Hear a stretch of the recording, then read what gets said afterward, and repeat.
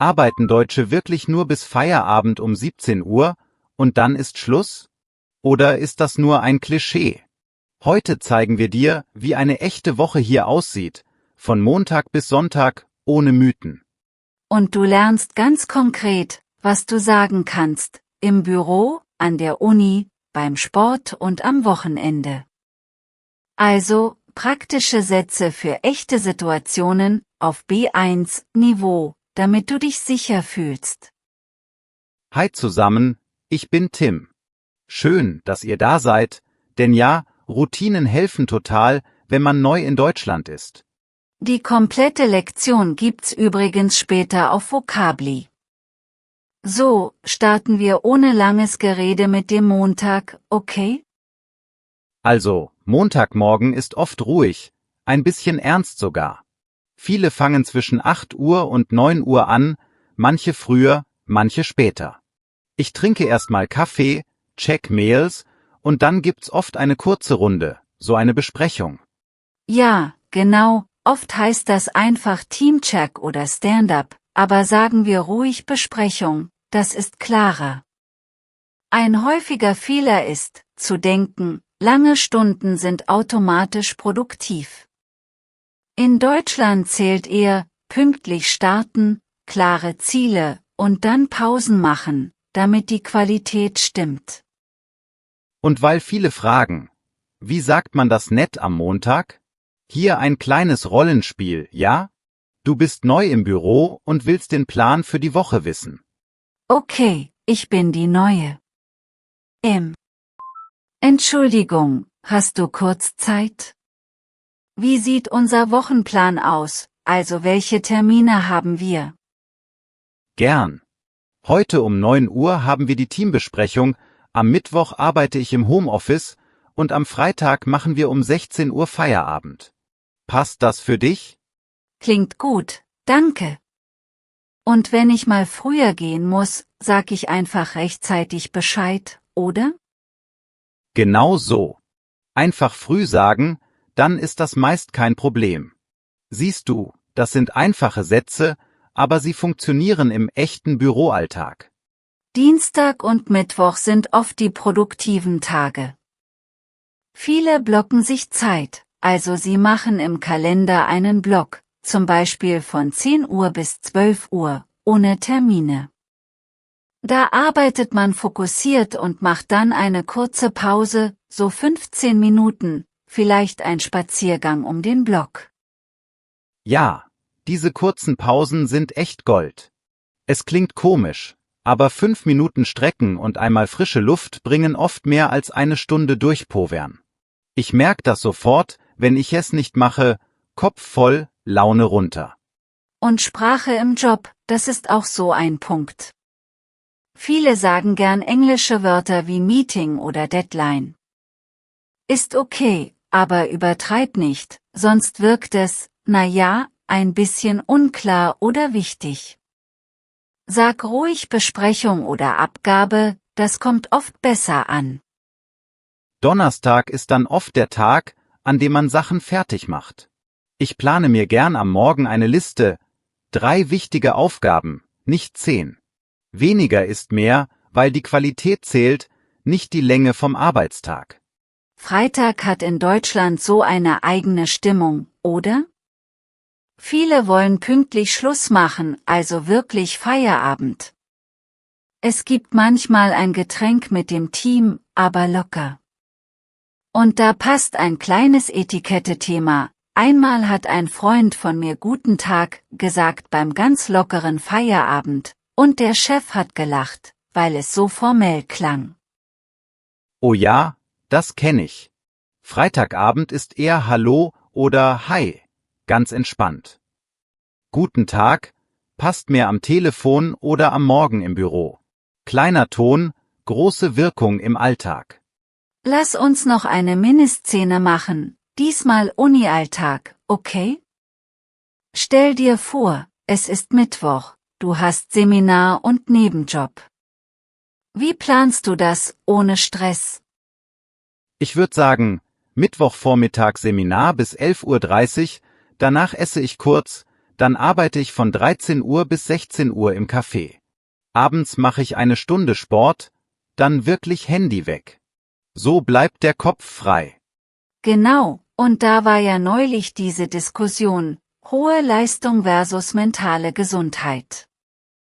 Manche sagen, Druck bringt Erfolg, andere sagen, das killt Kreativität. Ich finde, eine klare Wochenstruktur hilft beiden Seiten. Du weißt, wann du arbeitest, und du weißt, wann Schluss ist. Kurzes Quiz, nur mal testen. Weißt du noch, was Feierabend bedeutet? Das ist der Moment, wenn die Arbeit offiziell vorbei ist und du frei hast. Also Zeit für dich. Und ja, viele in Deutschland nehmen das ernst, damit man nicht ausbrennt. Am Wochenende ist dann der große Unterschied. Samstag ist für viele Erledigungen Einkauf, Putzen, Wäsche. Sonntag dagegen ist ruhig, fast alles hat zu, also plan das ein. Spazieren, Kaffee mit Freunden oder einfach lesen, das passt gut zum Sonntag. Wichtig, wenn du am Samstag einkaufst, geh nicht zu spät los. Vor allem vor Feiertagen wird's voll, echt voll. Und da kommt das zweite Streitthema, Reisen an Feiertagen. Manche finden es okay, andere sagen, es wird überall zu laut und zu eng. Mein Tipp, wenn du reisen musst, buch früher und starte sehr früh, zum Beispiel um 6 Uhr. Dann ist es noch ruhig, Züge sind leerer, und du nimmst Rücksicht. Und ganz ehrlich, lieber entspannt ankommen als gestresst am Ziel stehen. Noch ein Wochenhack, den viele überraschen wird, kurze Pausen über die Woche verteilen. 3-mal pro Tag 5 Minuten Stretching, plus einmal draußen atmen, das macht, keine Ahnung, gefühlt 50% mehr Fokus. Klingt banal, aber es hilft echt. Und wenn die Woche zu viel wird, probier mal etwas für andere zu tun. Klingt erstmal seltsam, aber eine Stunde Nachbarschaftshilfe oder Ehrenamt am Samstag kann total erden. Man fühlt sich nützlich, und die eigene Woche wirkt gleich leichter. Kommen wir zurück zum Alltag. Pünktlichkeit. Wenn ein Termin um 9 Uhr ist, dann sei um 8:50 Uhr da oder wenigstens um 8:55 Uhr.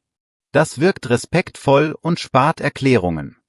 Genau, und wenn du zu spät bist, sag kurz Bescheid, ich komme 10 Minuten später, sorry, einfach, klar, fertig. Niemand liebt lange Ausreden, oder? Kurzer Bürodialog für Dienstagmittag? Du willst früher gehen, weil du einen Arzttermin hast. So könnte es klingen. Klar. Tim, ich hab heute um 16 Uhr einen Arzttermin. Ist es okay, wenn ich um 15:30 Uhr losgehe und die Präsentation morgen früh schicke? Ja, mach das so. Danke fürs Bescheid sagen. Und wenn was fehlt, ruf mich einfach kurz an. Siehst du, das ist freundlich und direkt. Wichtig ist, vorher reden, nicht hinterher entschuldigen. Dann bleibt die Woche entspannt. Noch ein kleiner Sprachpunkt, weil viele fragen, Homeoffice ist hier normal, aber sag auch gern, ich arbeite von zu Hause. Und statt Call kannst du kurzes Telefonat sagen. Verstanden wirst du natürlich auch mit den englischen Wörtern, aber weniger ist manchmal besser. Was ich an der deutschen Woche mag, ist dieses Gefühl von Rhythmus. Montag bis Donnerstag eher ruhig, konzentriert, Freitag etwas leichter, Samstag praktisch, Sonntag zum Runterkommen. Wenn du das einmal spürst, planst du automatisch besser. Und wenn du lernst oder arbeitest, bau kleine Rituale ein. Montagmorgen Liste schreiben, Mittwoch Bewegung, Freitag aufräumen, damit der Montag sauber startet. Das gibt dir, ja, so ein stabiles Grundgerüst. Ach, und eine Sache noch zur Begrüßung, weil das echt in die Wochenroutinen gehört. Wenn du Freitagabend privat unterwegs bist, ist Hi oder Hallo einfach passender. Guten Tag ist fein am Schalter oder am Telefon, aber im lockeren Kreis klingt es steif. Stimmt. Ich hab mal bei einer informellen Runde sehr geehrte Damen und Herren geübt, nur zum Spaß. Alle haben gelacht, klar, aber die Lektion bleibt, Ton und Zeitpunkt müssen passen. Zum Schluss noch eine Mini-Rollenszene für Samstagvormittag im Fitnessstudio, okay? Du willst wissen, wann der Kurs ist und ob noch Platz frei ist. Gern. Hallo, wann ist der Yogakurs am Samstag? Um 9 Uhr? Super. Gibt es noch Plätze oder muss ich mich vorher eintragen? Antwort wäre dann, es gibt noch 3 Plätze, trag dich bitte heute bis 18 Uhr ein. Und komm am Samstag 10 Minuten früher, damit du in Ruhe ankommst. Fertig, kurz und freundlich.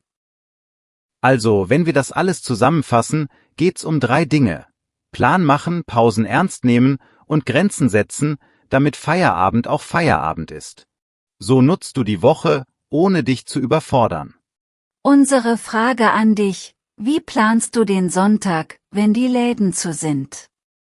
Hast du ein Ritual, das dir hilft, entspannt in den Montag zu starten? Und wie versprochen, kleiner Hinweis zum Schluss. Die komplette interaktive Lektion mit Transkript, Wortkarten und Übungen ist gratis auf Vocably. Link in der Beschreibung. Schau da mal rein. Das hilft enorm beim Üben. Danke fürs Zuhören und bis zum nächsten Mal.